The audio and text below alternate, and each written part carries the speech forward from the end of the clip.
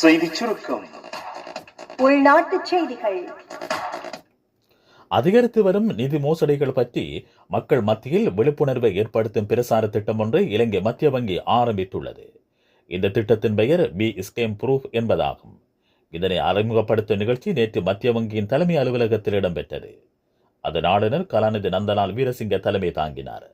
நிதி மோசடியும் டிஜிட்டல் மோசடியும் இரட்டை பிரச்சினைகள் என்று அவர் கூறினார். வெளிநாட்டுச் செய்திகள்.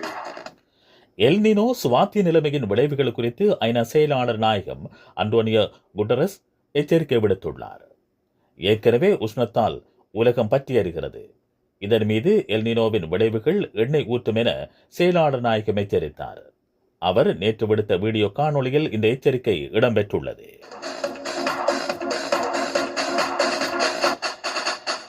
விளையாட்டுச் செய்திகள். சர்வதேச கிரிக்கெட் பேரவை விதித்த தடை எதிர்பாராத ஒன்றென கிரிக்கெட் கனடா அமைப்பு அறிவித்துள்ளது.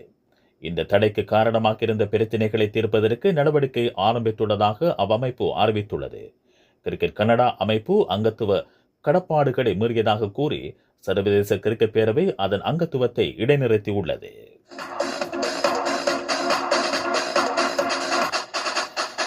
செய்திச் சுருக்கம் கேட்டீர்கள்.